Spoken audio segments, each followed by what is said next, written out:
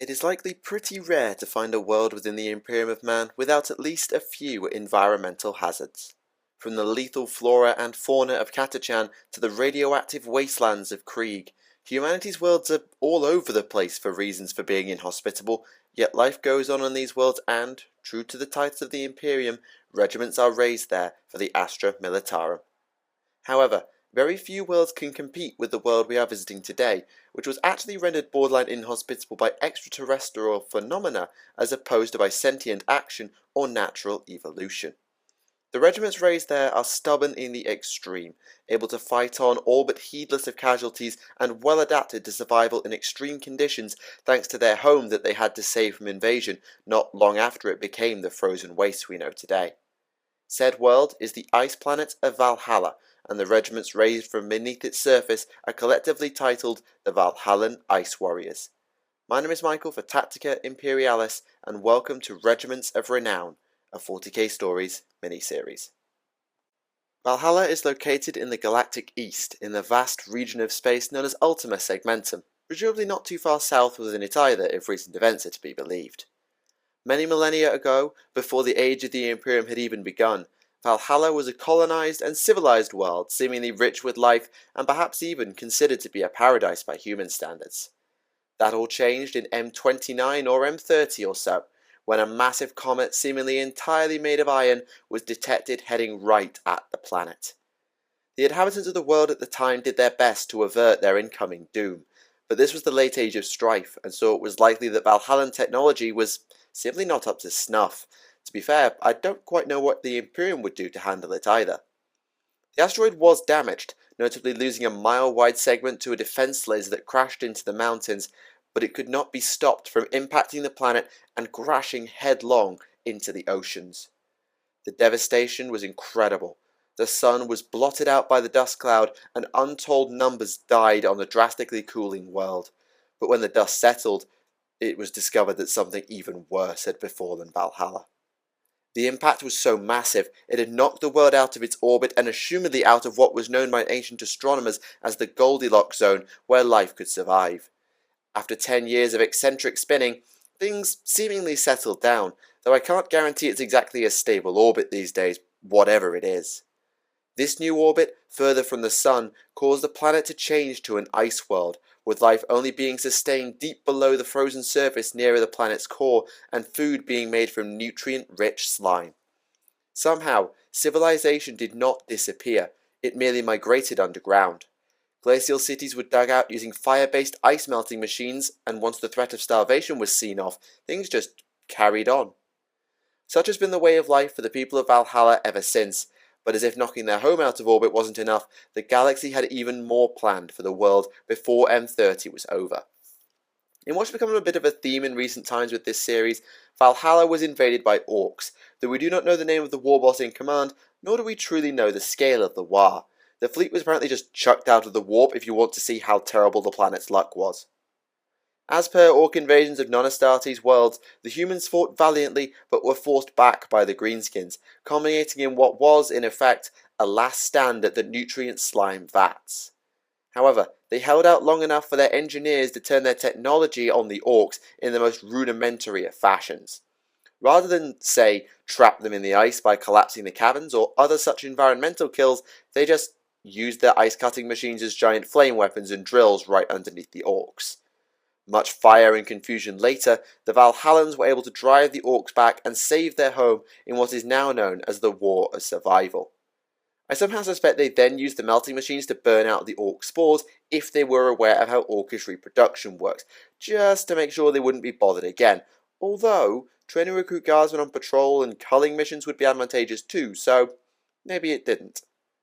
The tale of Valhalla goes quiet at this time. I assume the planet was brought into the Imperium in the mid to late Great Crusade given its galactic position, raising regiments for the Imperial army, but not doing anything of note in the Horus Heresy.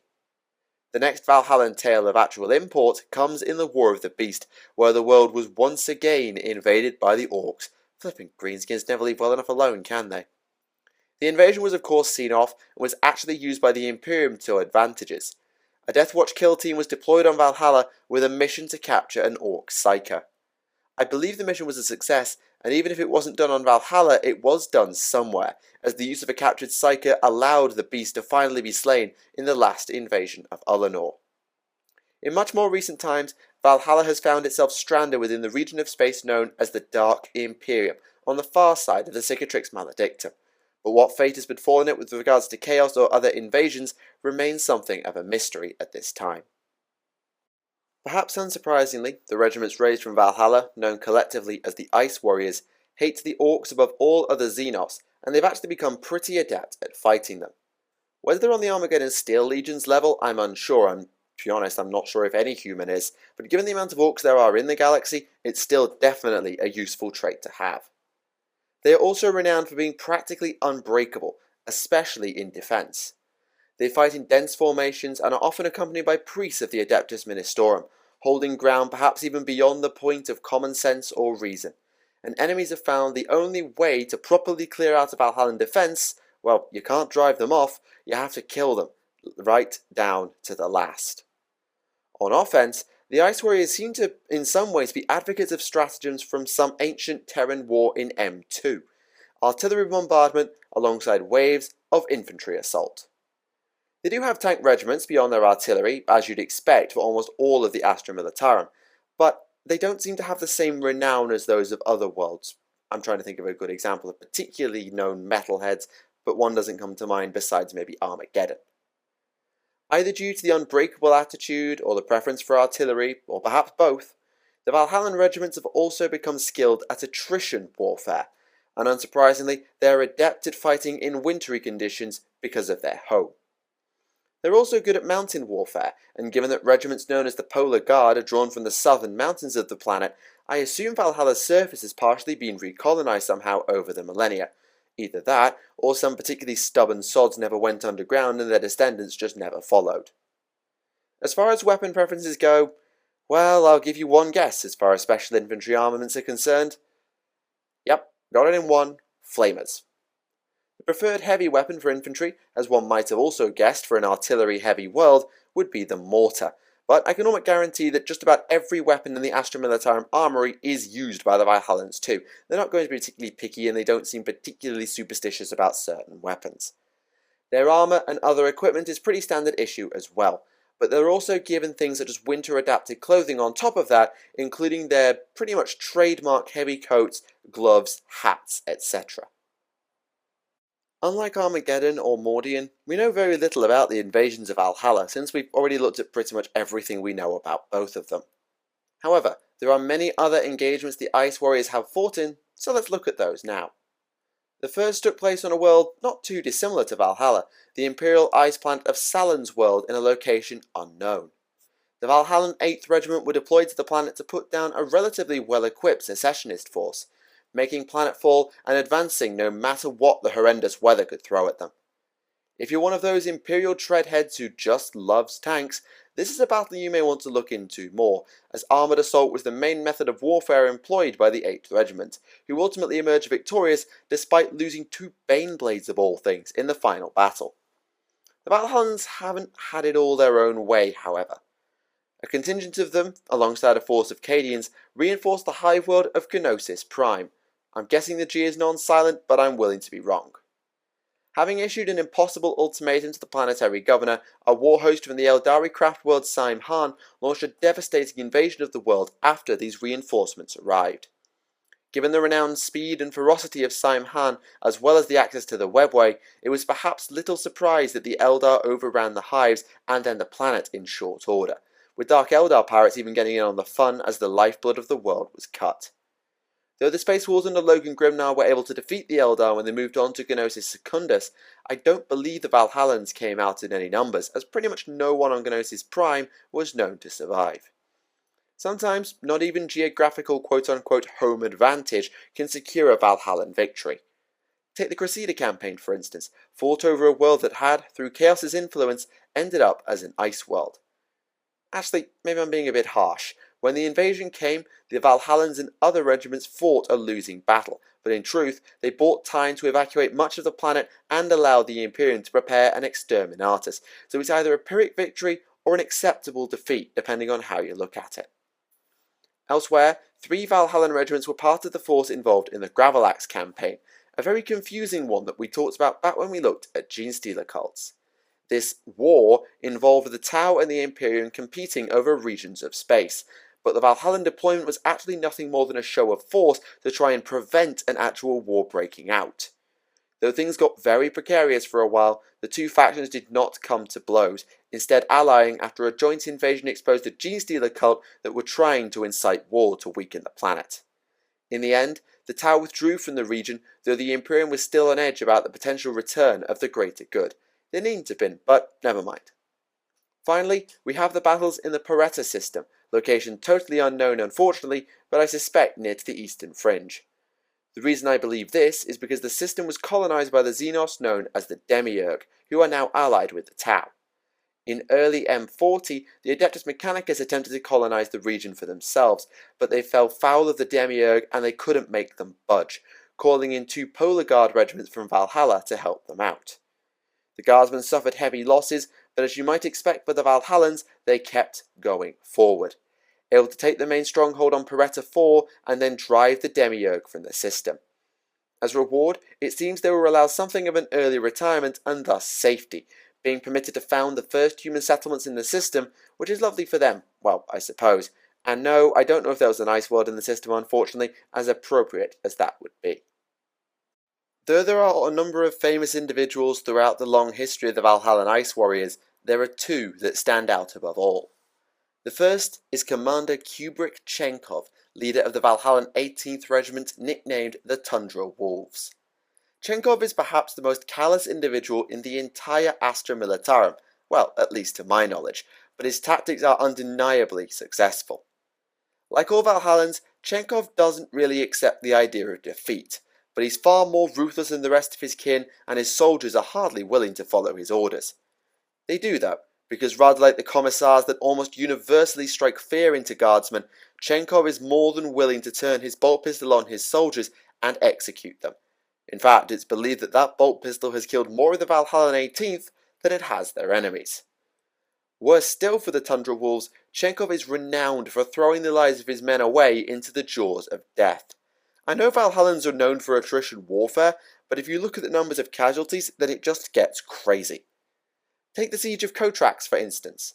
Chenkov led his infantry regiment into storming the walls without artillery or armour. 10 million soldiers died. But Kotrax fell, so Chenkov got a fancy medal from the High Lords of Terror. Yet another million were killed fighting against the vanguard of High Fleet's Jormungandr in the Goyan Valley.